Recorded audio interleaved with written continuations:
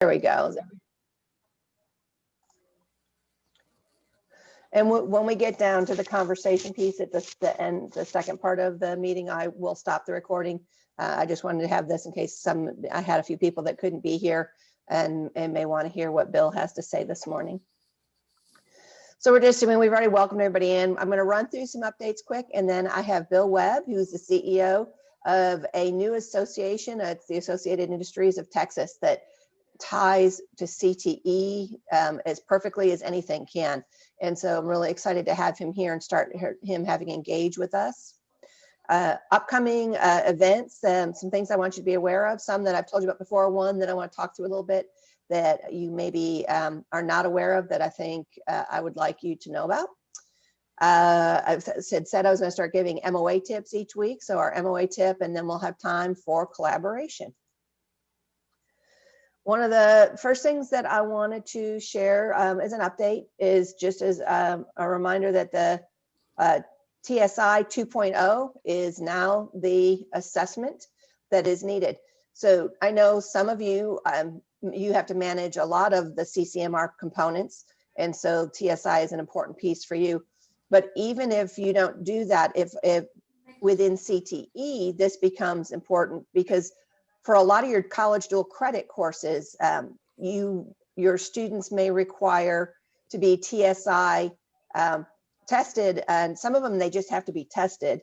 Others they have to not only test, they have to test at a successful level that is put out in order to register for some of those courses that your students are in. Some of the aviation courses, sometimes the things for like EMT and so forth.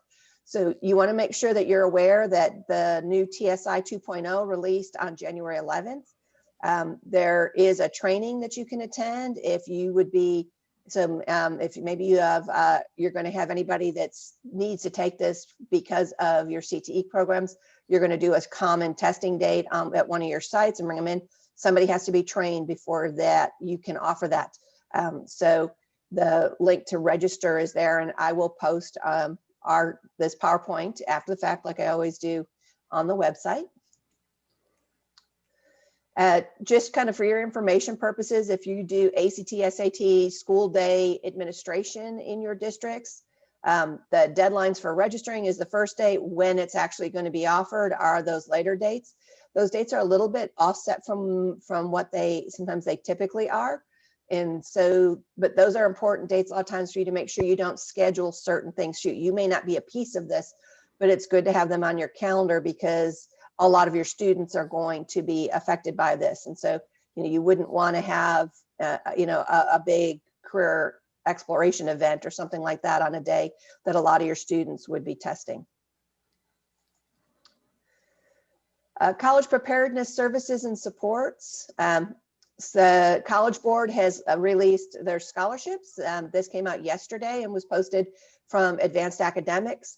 And so nearly 1 million students have joined this. And so there's a lot of different scholarship opportunities. And so I just wanted to share that because I think a lot of you keep scholarship information either on your website or share it with your teachers so that they can share it with students. So if you do not receive the information that comes out of TEA from Advanced Academics, you may not have seen this release yesterday. And that leads me to, I'm getting ready to hand off to somebody I'd like to say is a new friend and is definitely going to be a friend to CTE.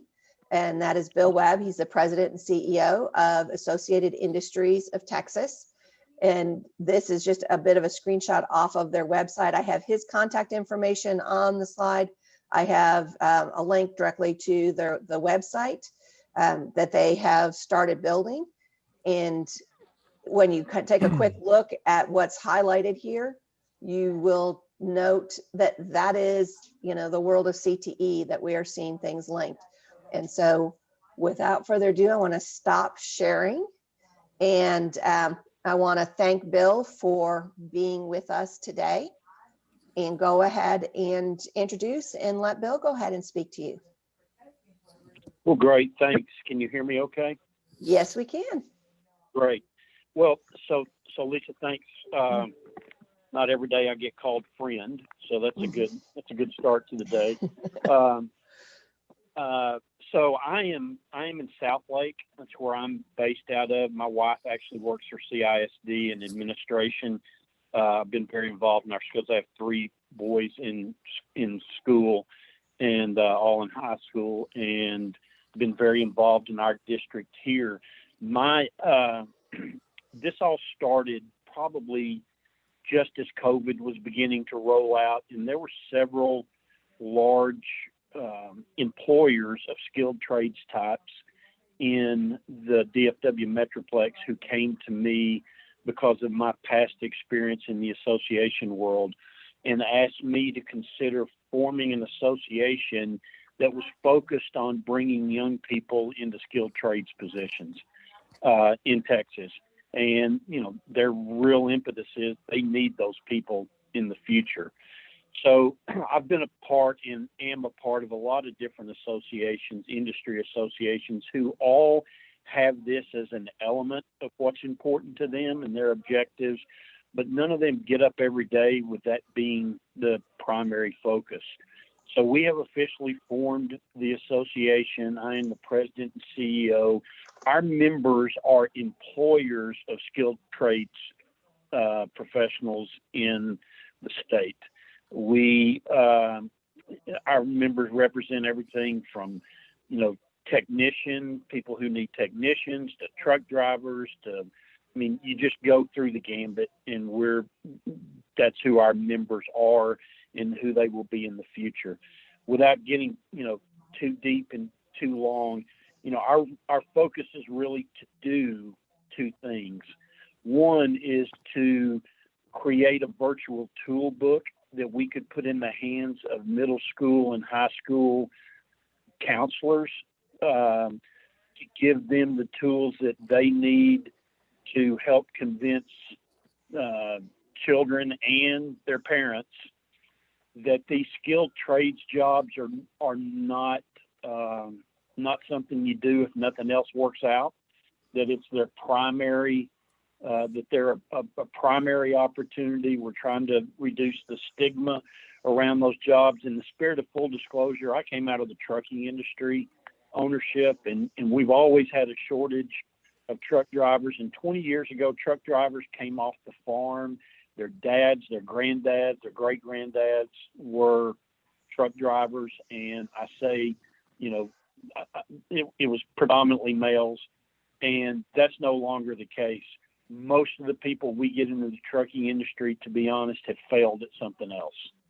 They don't look at it. Nobody, gets up in the morning, I would venture to say, and says, man, I want to be a truck driver the rest of my life.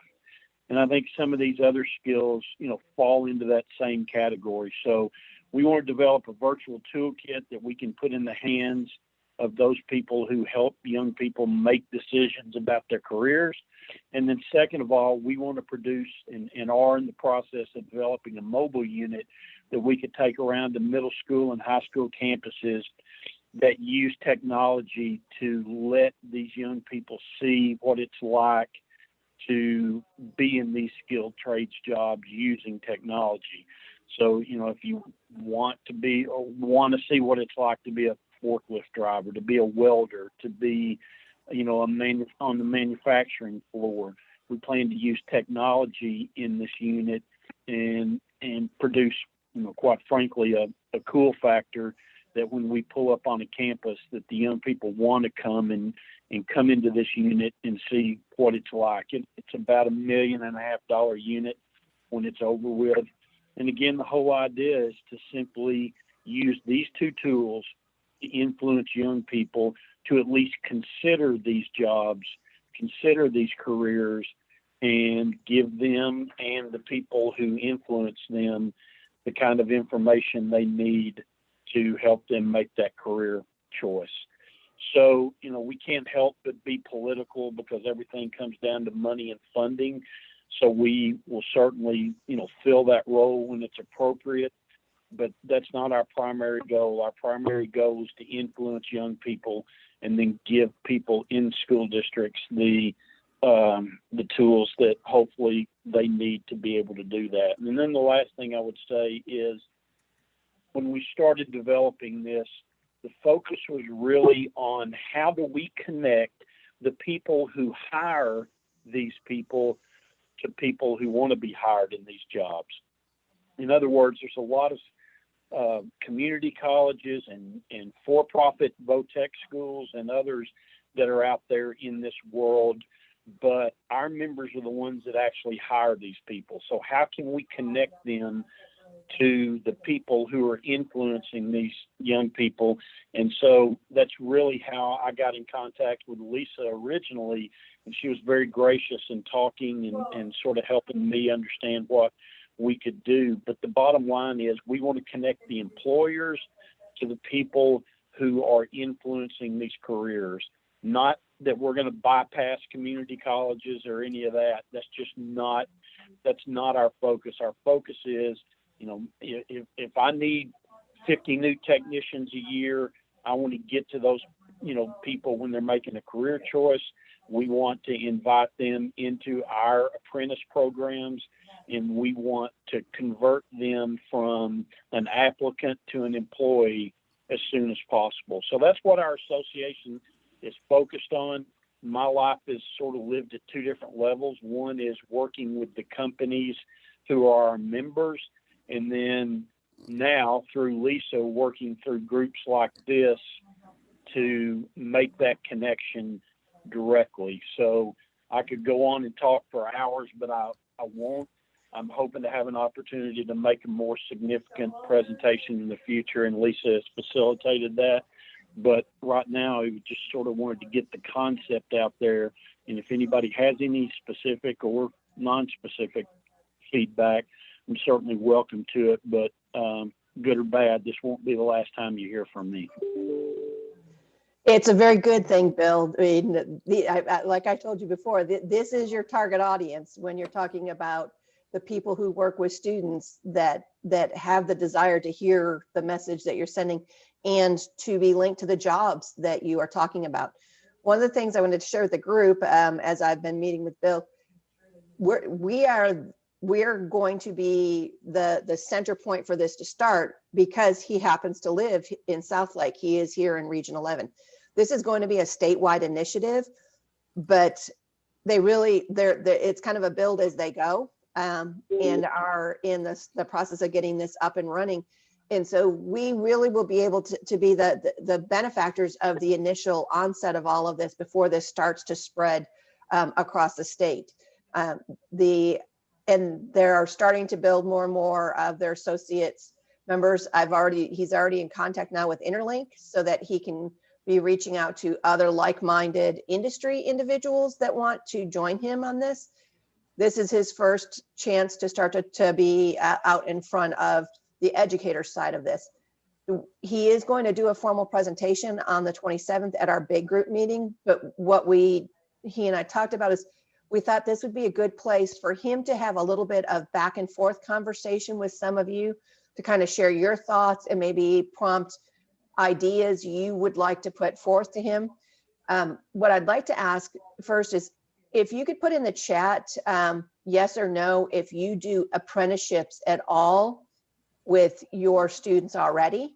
And if it's a no, is if you could put it's something you're trying to work on. Yes, that you're working on it, or you're not working on it, just so that he can have an idea on that, because that's an area I think we really want to start to dive into in CTE, but that's not been an easy area to get aligned, to have those solid apprenticeship links.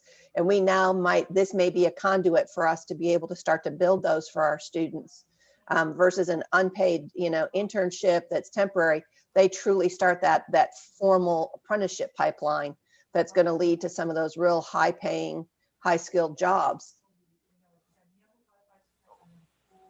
Bill, are you able Lisa, to? I was just going to say, I would also, if anybody has any thoughts about whether you think those two tools that we are considering are an effective place and way to start. I mean, that's what we came up with internally without a lot of feedback from from schools. So here I am saying we want to provide you a virtual toolkit, and you may not want it or need it. So I'd love any feedback on that and the concept of the mobile unit as well. Bill, are you able to see the chat? Yes, I am. Okay. Yeah. All right. I just want to make sure you're able to see it. All right. So feel free to go ahead and unmute yourself, start sharing and giving your feedback. I mean, I had a pretty good idea that the answers were going to look like that they do in the chat, that we're not, but we want to, or we're working on it, or we would, be very interested in this. But it's nice to confirm that and hear that actually, directly from you. But, what are your thoughts on, I personally love the idea. I mean, the military have really been the ones that have primarily done this, and the kids love it when they would come and they bring those big mobile units that have those things. I really love the military's healthcare one that they can bring out. And in some parts of the state, the Texas Workforce Commission have those, and they go into areas. We don't have that in our area. And so I think that's something that sounds like a great idea, but please share your thoughts and feedback. I was gonna just pipe in. This is great timing. Bill, the digital toolkit would be great. We are doing a parent information session in early February to really try to change the hearts and minds of parents about the trade and industry fields, because we know that parents are the ones that really help drive kids into a certain career cluster. And so what we're trying to do is show them information about the skills gap, show them information from Interlink about all those careers that are high demand, just to get them to think bigger than this college for all mentality. Yeah, that's great. One of the things that I'm asked, this has nothing to do with COVID. This was an issue way before COVID came along, and it'll be an issue long after COVID is gone. So I don't want to get caught up in, these people aren't hiring right now, or these people are. This really has nothing to do with COVID. It really comes down to what you have said, is we've got to change minds. We've got to change perceptions. And as you all know, that doesn't happen overnight. That is a sustained effort. Our focus as an association is really about changing minds, that impact the state's economy over the next 10 years. That doesn't mean we don't need to start tomorrow, but it's also not something that we expect we're going to, to change minds tomorrow either. We are in the process of talking with Mike Rowe about the possibility of doing something with him. He's very busy, and, as you might imagine, he's all for it. It's getting through his people who are the challenge. So we're hoping we can pull him in as a brand ambassador and then connect him with the schools that we're doing things with, which, I think that's good. I mean, my kids enjoy Mike Rowe. I'm not, we all have to be careful about bringing in people that we find interesting versus who the kids find interesting.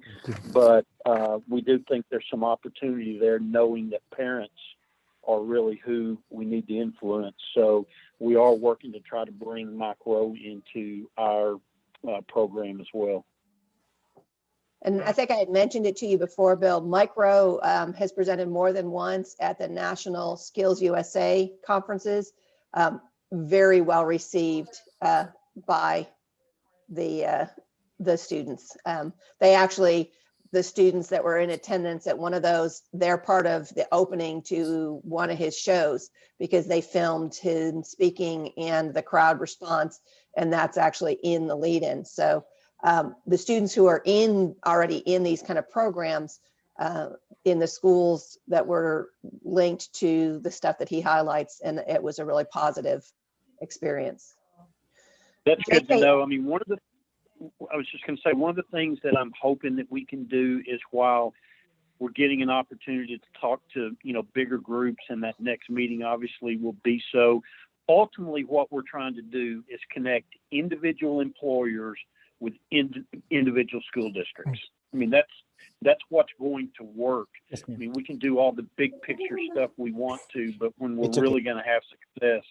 So I'm hoping, as you get to know me and I get to know some of you, that there would be an opportunity to work directly, because at the end of the day, that's how our success is going to be measured, is building those bridges from the employers.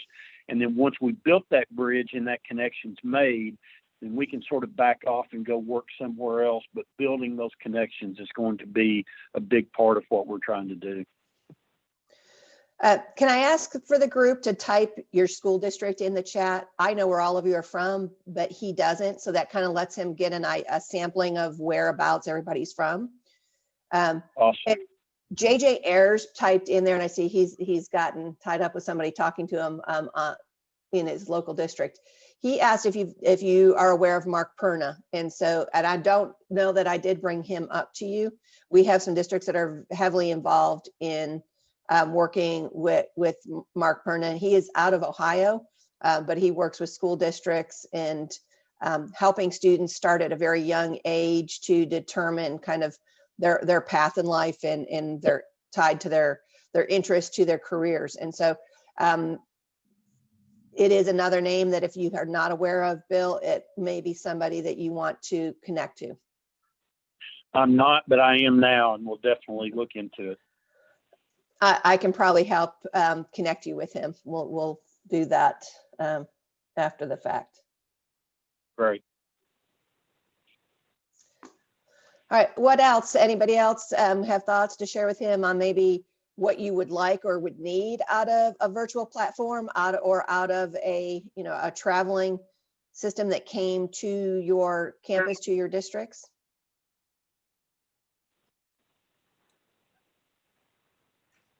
Well, I do have an idea, and we're actually working with our AV kids on this, and would love to have something on your side as well.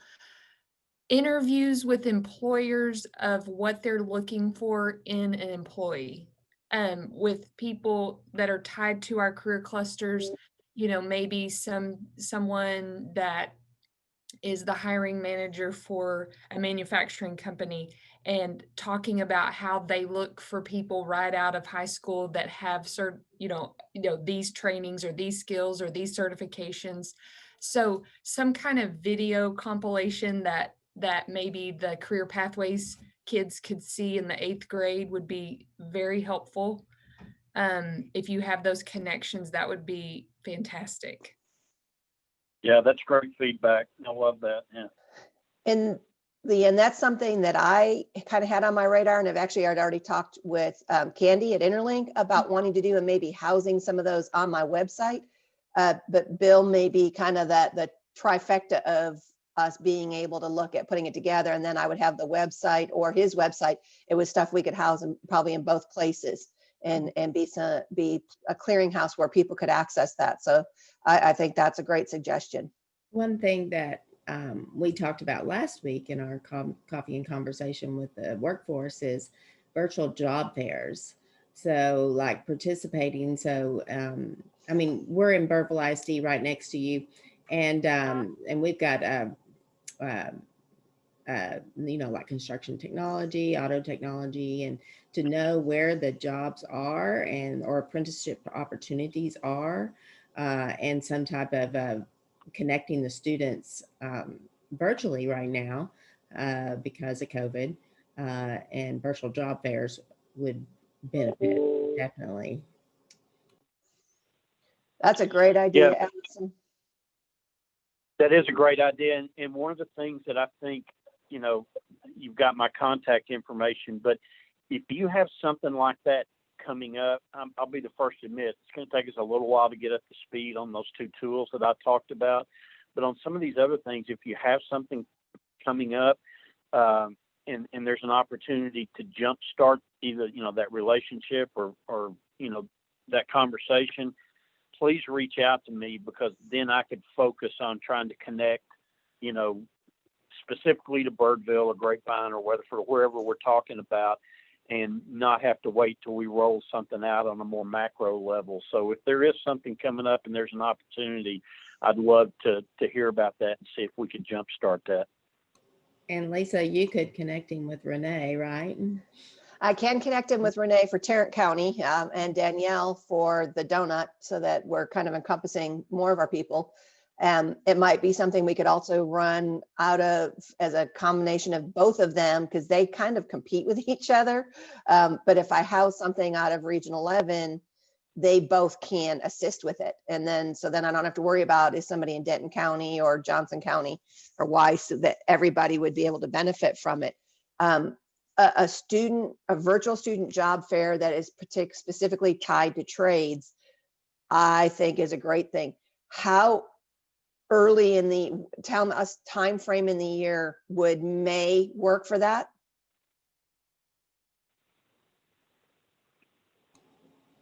Are you asking the? Kind of them to see when accessing the Yeah, students okay. and when they would be able to do that. And then Bill and I would have to talk about whether that was feasible. Do we think, you can give me a thumbs up or answer, do we think May is a good time frame for that? Honestly, I think it could happen at any time because it can be an after the fact. I'm thinking of tying it into the curriculum so that if we had a job fair at the beginning of the curriculum, then the students know what they've got to focus on to really buckle down and get together for future job interviews and applications. If a virtual job fair is after the curriculum, it's just as vital. It's just whenever it's available. I'm kind of thinking that those recorded interviews on what they're looking for would be more the before the curriculum.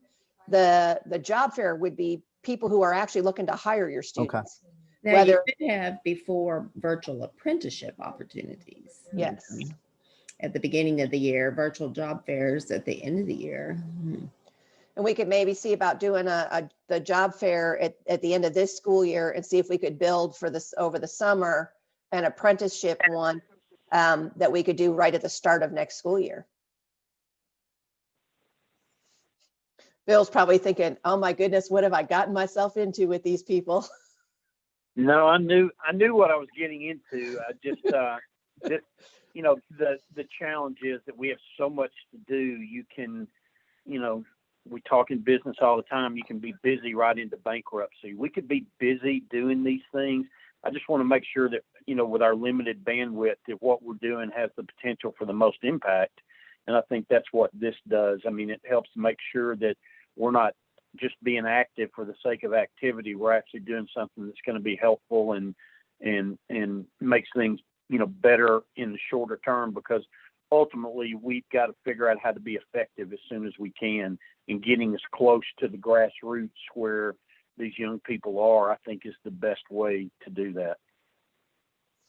I was just going to mention, I don't know if anybody's heard of the Burleson Works program, but it sounds similar to this. And so that might be, that one's more local to Johnson County, but that might be something that you can kind of bounce off of as well. That's great. I have not heard of that. It's actually the Burleson economic developer who is over the whole program, but it sounds very similar to what you're trying to build. And he started it about 2 or 3 years ago. And like I said, it's for the Johnson County area. All right, I'll try to reach out to them, because that's, obviously, to Lisa's point, we're trying to build a statewide initiative, but it has to happen one area at a time. And this is, because of connections, this is the easiest place to start. So we would love to connect with people like that. We're not trying to reinvent the wheel. We're just trying to build a more effective wheel by having more people involved. And there seems to have been a lot of efforts on the receiving end of this, but most of our members and people that we're talking to from the employer side, they all say this is a great idea. They've just never been approached by it. So in this case, we're just trying to build the bridge. There's no, I don't care whose idea it is. We just need to try to make that connection and make it more effective. And so finding people like this who are already partly down the road is really spectacular. Hi, Bill. We are I'm working on a virtual career fair week. It's happening in February, so I know that's a pretty quick turnaround, but we do have businesses recording those interviews of what they're looking for in employers. And there's like 5 questions that they're doing. And then Canvas is a platform that we have, and so that's what we built it in. But I will connect you with those. And if you have any employers that want in on it, I would love to have them hosted on that Canvas page. And I'm happy to share that out with anyone that wants to see the end result of that. And also Burleson Works, they came and spoke to my classes when I taught college and career readiness there in Burleson. And they had a website that linked all their apprenticeships and brought applications with them when they came and spoke to the school, and kids were filling out that opportunity. Something else that we did was we had a junior chamber of commerce that was linked to the chamber in town, and that helped kind of bridge that gap as well, is because the chamber was a huge part of connecting businesses to students, because there was a junior chamber at the school, a student-led chamber. Anyways, those are a few ideas, but I will definitely reach out to you about our virtual career fair that we have coming up and see if that's something we can connect on. Yeah, that'd be great. And I'd also love to know sort of who some of the companies are that are participating, so I get an idea of what kind of employers are, see it beneficial. So I'm trying to attract the same, like-minded type employers. Absolutely, I'll share that with you as well. Great. And interestingly, I think you will be a great conduit, Bill, to get a variety of size companies. You have a couple big companies that have the ability to do a lot more outreach, like Lockheed Martin and Bell and some of those things. But some of your smaller and mid-sized companies, they don't even know where to begin to go to, and a district may not need to know to reach out to them. Now, out in our rural districts, they might reach those small companies because they don't have any of the bigger companies out there. But I think that an association like yours can bring a little of all of those people in. If you were to reach out kind of to your current members and ask them, before we looked at doing the job fair, if there were enough of them that have jobs that they're looking to fill, starting this summer, for students with high school diplomas, whether they are, part-time jobs, summer employment jobs, or career starting jobs right out of it. That if you've got quite a few of those, then I think that we could quickly put together a job fair that students would really benefit from.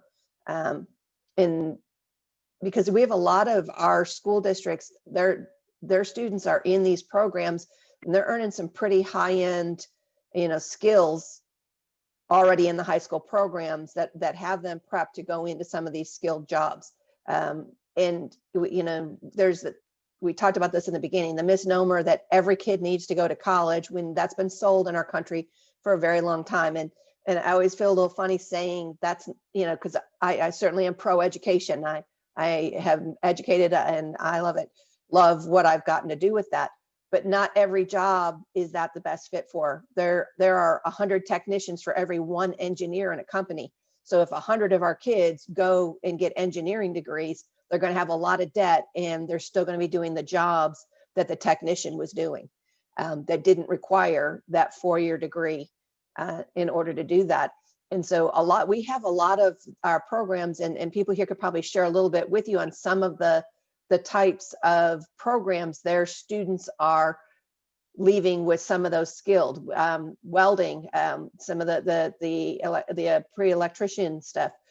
Quite a few of them have construction technology and auto tech programs. Manufacturing skills through our robotics programs and things like that are being heavily embedded into our systems now. HVAC and plumbing, we've got a couple districts who have some pretty big HVAC systems. I don't know that anybody that's on here today has any of those in them, but on the 27th, you will have people who have some big HVAC programs. We've got a district in Region 11 that has, their students are coming out fully certified in refrigeration, which I'm understanding is a pretty niche thing that people have a hard time finding the skilled labor for. And so this district happened to jump on that, and their kids were coming out with that and are going straight into industry. So if there's a need, and I know COVID maybe has pulled back a little bit on some of the current need, hopefully we're getting ready with the all of the injections coming out, and that maybe some of that's going to start to turn around. But if there's a need for those students to fill jobs, if you've got enough people to do that, I would be happy to do the background work to put together that virtual job fair. Yeah, that's great thought. And so next week we have the first meeting of our association where everybody's sort of going to be virtually under the same roof, and I will begin to float that. We're a little early in having the level of membership that we want to have just because we're just kicking off. But I also think knowing, those skills that you just talked about literally represent our executive leadership, our initial companies that have joined. I mean, you literally almost name them, one after another. So I think we're tracking on the same, exactly the same path. I just need to have a little bit of time to attract more companies into it, and having this specific information will help me do that. So in some companies, in some school districts already involved, obviously, at some of this, and we want to try to get them involved in our association as well. So there's a little, anything that any of you could do to connect me to companies that are active in your district, I would love that, because then we can go to them and help them understand what we're trying to do and make sure we're all working together. That sounds like a great idea. And we can maybe even put together a Google survey that we actually ask everybody to put their information in on the 27th, Bill, for them to share with you contacts of any industry partners that they already work with, so that you could reach out to those industry partners and let them know about your association and kind of the combined needs. And then if we were to look at doing something like the job fair, multiple of us that are sitting in this meeting are on the Interlink board.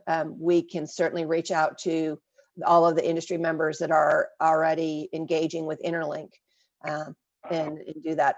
And Interlink is all of North Texas. It's not just Region 11. So if you think about that's kind of DFW wide, we have there's a lot of industries on the, and I know that Candy's already invited you to start to participate in Interlink so that you can kind of get to know the group there, because there's some overlap in common cause there. Great, that's awesome. Any other final questions or comments for Bill?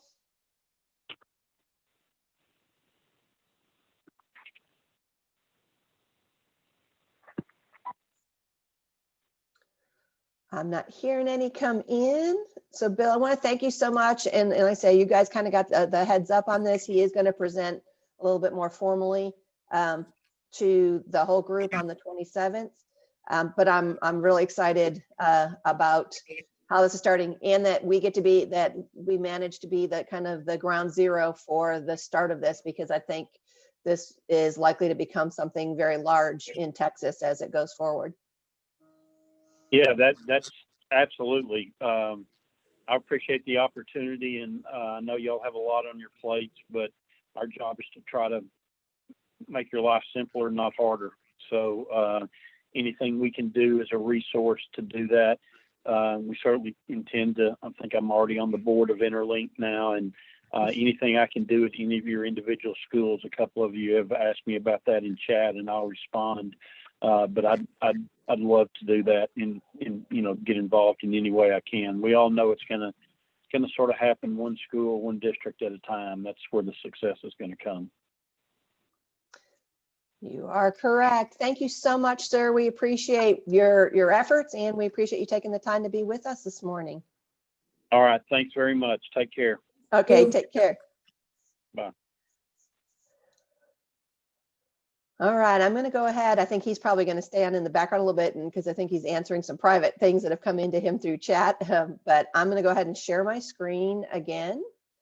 And I had a couple people that popped in after he was already presenting, so I want to leave this on the screen for just a second longer. But I will be posting this PowerPoint on the website, so you'll have access to that. But if you want his email or his phone number, and certainly when you want to click into his website, and actually I can, maybe I can open the website quickly, and I'm not sure. There it goes. I think I have too many things open on my system. This is the website. It's a real easy web address. It's aiotexas.com. And they have just recently built this and launched it. And, and I know that it will continue to add on. So where I, pulled some of their information from. And it had their membership. So I can click on that so that you can see a little bit about, well, and it's changed just since some things. I see some things added just since I was last into it. That's if you're wanting to join to be a member at the industry level. This was on the about page. There you go. If you're kind of curious what Bill looked like, there's Bill. And you can see some of the other companies that are already engaged in this work. These were the founding members that have worked together to get this started. And in case those are companies, the Premier Tucking Group, I know is right there, I think in Lake Worth or in Eagle Mountain, Saginaw. So if you were curious what some of the different companies were that were already engaged.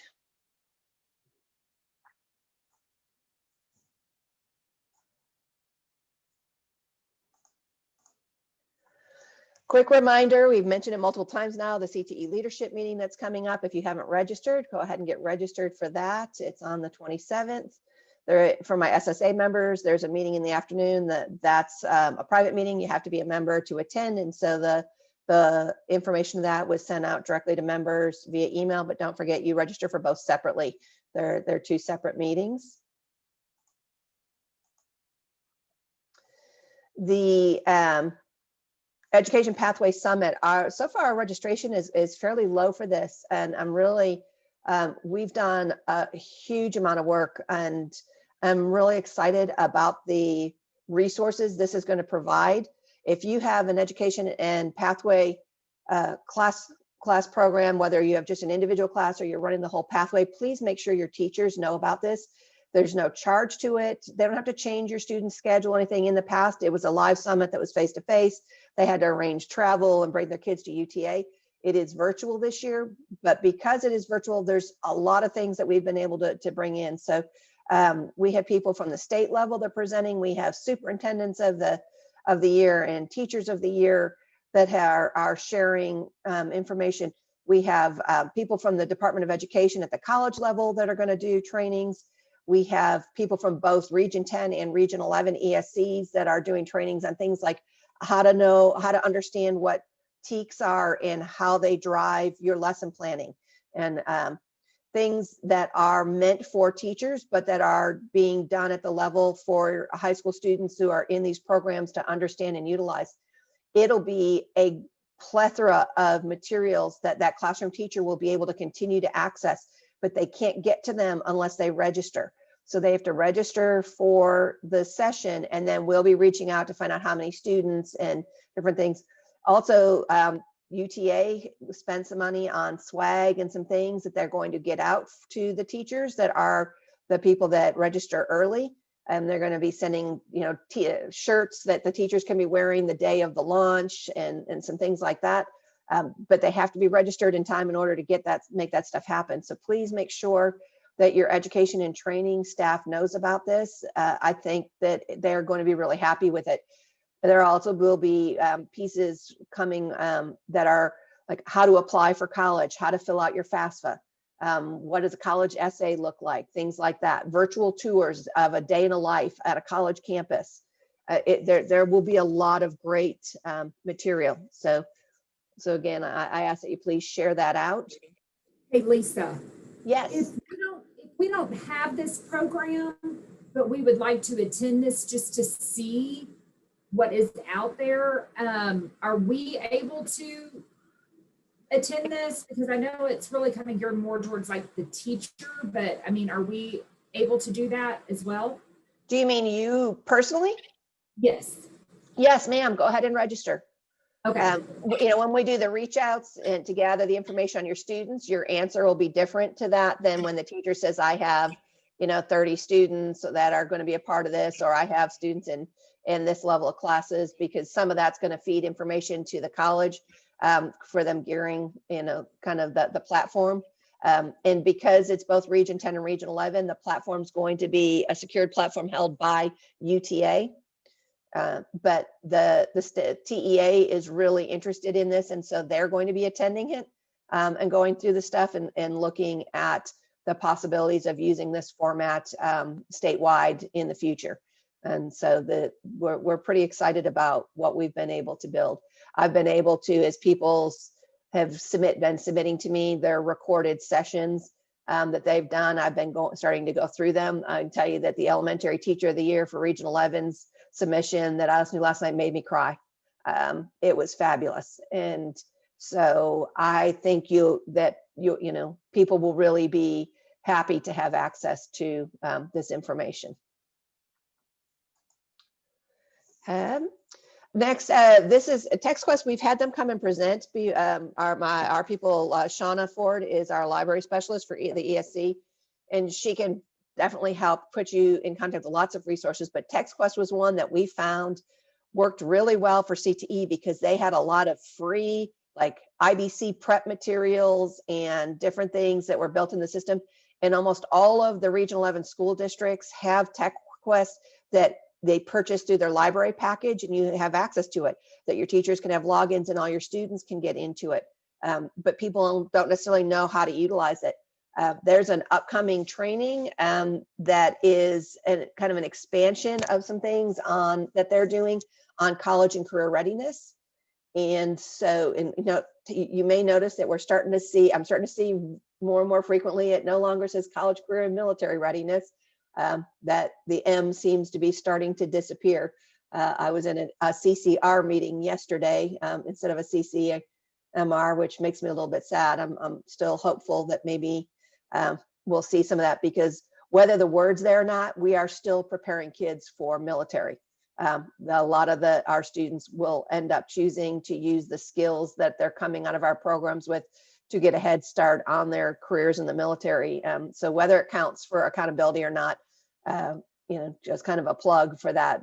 There are some great opportunities for our students through that, and especially our students who would maybe struggle to pay for college or have a place to live while they went to college and things like that, where they can get their education paid for or additional skills training paid for through the military. But please go ahead and take a look at this or share this with somebody if you think that they have a need to go ahead and do this. It's a free online webinar to our workshop that can be used. This is one, and I don't know, some of you maybe know who this name is. So Michael Brewstein, he is a lawyer. Once upon a time, he was a lawyer that worked for the Department of Education for our federal government. He actually was one of the people that helped write the original Perkins law.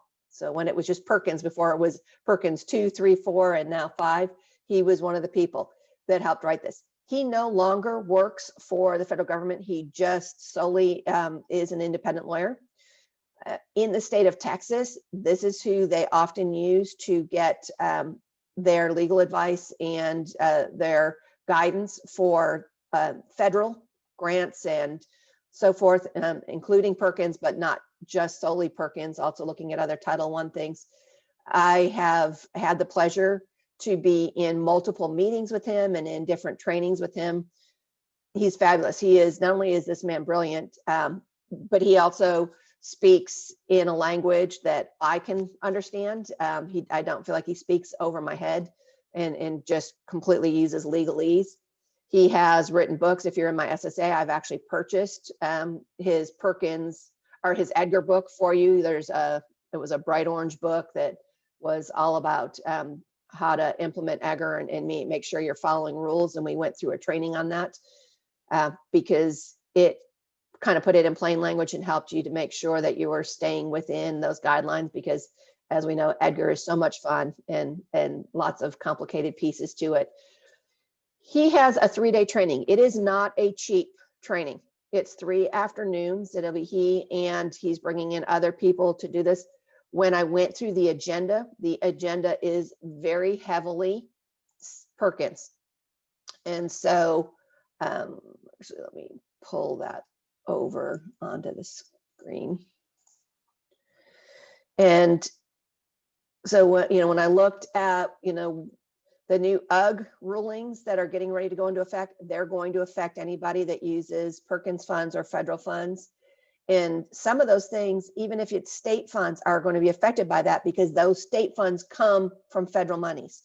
And so, a lot of CTE falls under the guidance of those federal rulings, such as Edgar, because the money originated at the federal level. There is going to be some information that'll be about the CARES Act, but then he's doing MOEs, OCR information, Perkins fiscal issues, allocations of funds. And so I really wanted to make sure that this was something that you knew was available. If you're like me, you maybe have had built in your budget to be attending conferences and different things through the year. And some of that budget's not been tapped into because you're not traveling anywhere. And so you might have some funds available this year, and it may be a really good year if you are having to do oversight of these different grants and federal funds. Or if you really want to, and if you're somebody that your business office gives you a lot of information, but you don't understand why they are telling you certain things and would like to have the understanding of that background information for the rules and the guidance, this is a great way to gather that information. When I go to state meetings with TEA over grant management, and I'm with Corey Green is getting his information generally from Michael Brustein. I sat in meetings with Corey Green where Michael was training all of us, including Corey, on what things are coming out. So this is definitely very credible information, and it may be something you want to look at, whether it's you or recommend somebody in your district spend a little bit of time in looking at. My MOA tip for the week, and this is because I've actually had 3 people call me as people are getting ready to putting out their information for students to start choosing their courses for next year and creating different printed materials and so forth. And they said, all right, tell me what it is on the requirements. If I don't want to get in trouble on an MOA visit, how much of my stuff do I need to be putting that's available in another language? And that is really kind of specific to the makeup of your student population. First is, when you look at your student population, if you have data for an EL group, that means you have a large enough population of EL students that you should be doing things in multiple languages. Traditionally, that's going to mean Spanish. That's not true for 100% of our districts. We have some districts that have very large populations that Spanish is not the language. An example might be like a Louisville that is a relocation area for some protected international groups. And when they are brought to the country where they are at least initially reside is in Louisville. And so they have a lot of students and families that their first language is not English and it's not Spanish. It is considered a barrier if your students and your parents are not able to see, read, and understand opportunities and or requirements And so this is not just ARD, this is also CTE. There's very specific things in the CTE rules and guidance that say that you need to do this. And so the I would say err on the side of safety, and if you're making sure that you're meeting compliance and that you provide this information in English and Spanish. If it's a flyer that's going home, it may be two-sided, one side in English, one side in Spanish. If it's on your website, we talked about this last week, your website may change languages, but anything that's loaded to your website, if it's a PDF, when they open the PDF, it's going to be in whatever language that PDF was written in. So you may need to have two versions of it posted, an English PDF and a Spanish PDF. I was asked specifically what type of materials do those expectations cover? They're talking about things, flyers and information that go home from either your department or from your counselors. For your planning information, invitations to events like your open houses and your information nights for college and career. Information on choosing courses for the future. You may do, a lot of districts do different grade levels. Course catalogs, your handbooks for your students. These are the things, and I understand when I'm saying this, that this is not an easy nor a cheap undertaking. There's a lot of work that's involved in this. But because I've been getting this question from multiple different districts as they're kind of trying to work through this, and I get the pleasure of another MOA visit next week, that it's kind of fresh on my mind, that we know this was something that was brought up multiple times in last year's visits, and that they hit this pretty hard, and I expect them to hit this hard again in our visit next week, and that is something that they think is important. JJ, you're asking about a syllabi. I have not specifically seen TEA or any of the special TEA, whether it was CTE or special POPs, ask for this in reference to a syllabi. That may be because you're getting now down to if a syllabi is for one course that is only a course for 25 students, and there's not even a guarantee every student in that course is, that maybe, is there somebody available who can translate that for them if need be? Can it be copied and put into a translatable something? But certainly it never would hurt. I mean, if you have the ability to easily have it in English and in Spanish and do it two-sided, it would never hurt for it to be done that way. Any questions or comments on that? Can I ask this question, Lisa? Do y'all still print out your course selection guides, or do you just have them virtual? And the reason that I'm asking this is because it has been proposed to me that CTE should pay for the translation and the printing of the book. And I'm like, this is not just a CTE book. Now, if you want me to make it a CTE book, I can, but it really is for the whole district. So do y'all, I guess my question is like, does anybody help pay for the translation or pay for a part of the printing of the book? Do y'all know if the district pays for that? I'm just, because one of the big things is they've never translated anything like that big into Spanish. And so I brought up the, basically the fact that, I think 80% of our population is Spanish speaking. So it's like, okay, it needs to be in Spanish, not just English.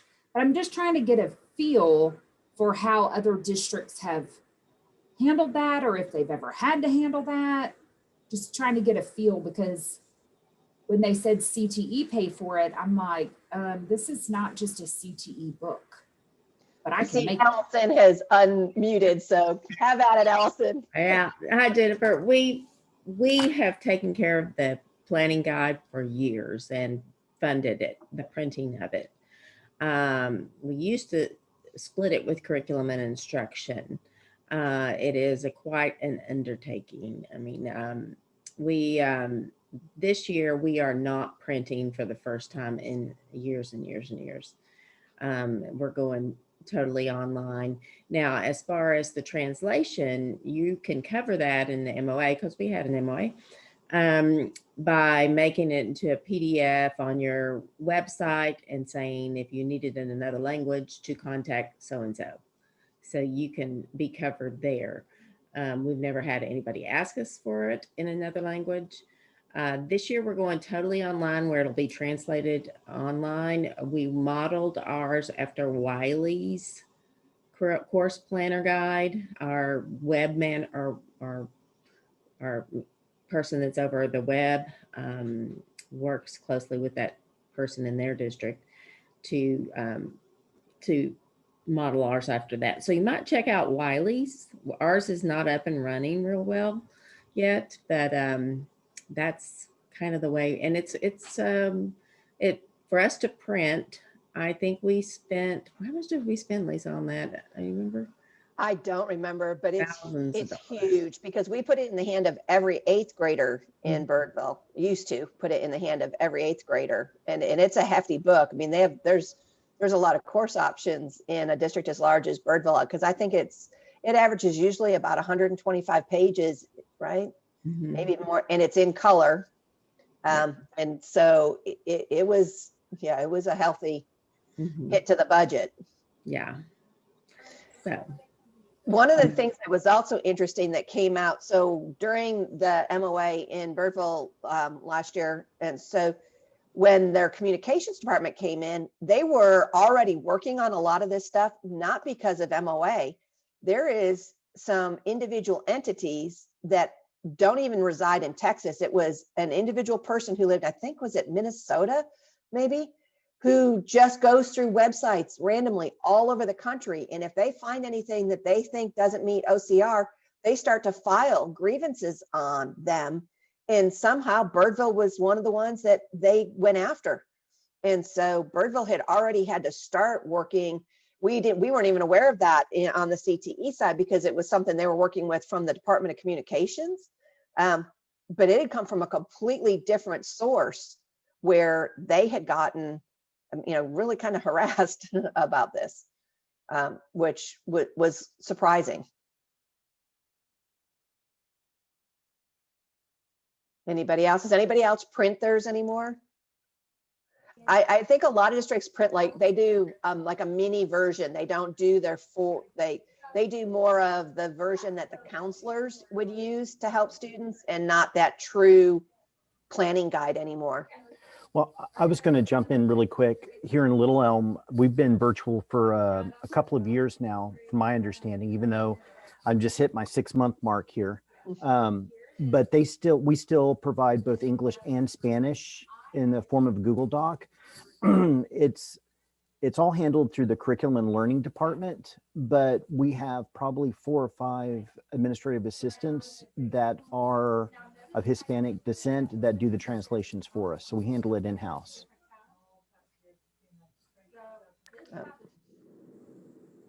That's nice. I actually will tell you, I found a lady from attending something from Region 11, I don't know, probably a year and a half ago, and I saved her business card. And so when I sent her a copy of our book to translate, I will say I was shocked by the cost that she gave me, because it was so much lower than anything I had received from anybody else. So I am more than happy to share that information to Lisa, so that she can share it with you. I mean, no lie, she quoted me $800 to $900 to translate the entire course guide, and our course guide's 129 pages long. So I was really surprised, because I had another company that quoted me almost $4,500. And that's a lot cheaper than having your in-house staff, the amount of time, because this is a huge time undertaking. Right. And so I do appreciate y'all all, responding back, but I just, like I said, I was a little surprised when they asked for CTE to cover it, because I'm like, this is not a CTE book. This is for all curriculum areas. And so I just didn't know if anybody else, had faced that or whatever. But I know that going digital is, it's a lot more efficient, and maybe only just printing maybe 150, 200 copies of the book instead of like what you were saying, Lisa, like we gave it to every freshman and every 8th grader last year. And so, we probably spent $5,000 just printing the book without the translation piece. And we do also publish a CTE only publication, smaller.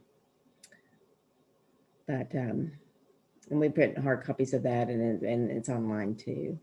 But that's we usually send those to the counseling offices to give to parents. And those work great in ARDS. They're really helpful because it's a little bit more condensed. And so if you've got, because starting at the lowest grade level where a CTE course can be chosen, you must have a CTE rep in the ARD. But if you have a CTE rep and they don't know all of your programs, those small CTE course guide like that, whether it's a Google Doc, whether you've got it online and they know about it, or it's a handheld one, that certainly can be very beneficial to make sure they can access the information if a question comes up or if a student asks about something that's just not in their realm of expertise. All right, I'm going to go ahead here and stop my share. I started using this last week, this image, and I think I'm going to keep it for my collaboration page because I love it, because I really think this represents what we talk about so often here in our region about how we're stronger together and how we all work. And just some of what we were just talking about and doing is very much an example of that. But the first question I have, because this one came in and we have people looking for not just the information that's in the online Texas support stuff, more stuff that you could order. Does anybody have good instructional resources for human growth and development? And if you don't, if you think you have people that maybe have something, but you don't know what it is, if somebody could let Brooklyn know. Brooklyn, do you want to put your email in the chat so that if somebody knows of this, they can let you know, because it's Brooklyn that's looking for information on that. When I had this program, my teachers really liked what was coming out of Texas Tech from their family community service program. And so I just bought the whole package for them for where it has principles of education, practicum, human growth and development. Like it's got kind of the whole pathway. And so you can purchase that, and then they'll even work up a deal. So if you're going to try to utilize IMA money, that they'll even work out the deal to where, they'll give it to you for 3-4 years, whatever's left within this proclamation. So they're more than happy to do it. And I think it's like $150 if I'm not mistaken. That's what we've had in the past. And my teacher just doesn't love it. So we were trying to figure out if there was something else. But I do have some other teachers in other areas that love the Texas Tech, but this particular area, she is not a fan of just the PowerPoints, I guess. So I was just seeing if there was anything else out there anyone was using. Yeah, no, I totally understand. You might look at eDynamics. Now, I don't know if they have anything because I don't have that pathway anymore. But I will say that and again, I'm not trying to plug anybody as far as curriculum source, but I have my forensic science teacher that also teaches A&P, and she was looking for something that had some great virtual labs, and she loves eDynamics. So I'm just throwing that out there. They might have something, but they have a lot of virtual labs that the kids can participate in, especially those that are virtual and not wanting to come in. So it might just be something to maybe look at. I'm not sure what they have in that area, but throwing that piece out there for you. Thank you. Yeah, I'm looking at eDynamics catalog. I don't see the human growth and development, but they do have some in that pathway. I mean, they have nutrition and wellness and so forth. But also, I don't know if y'all have heard, but Rob is leaving eDynamics. I did not hear that. Yeah, we got an email today. He's moving to San Marcos to be closer to his grandchildren. He's such a nice man. I know. So, my Nancy and she's on. He grew up or was part of his life. His parents were missionaries and was in Africa. So he liked when he got to meet Nancy when he would come and present at the service center. Mm-hmm. So did he introduce his replacement, or he just said that he was leaving? Yeah, the replacement's name is, let me see. Where is it? Her name, it's a woman, Sarah Frank. That name's familiar. I wonder where else she's been. Oh, let me stop recording.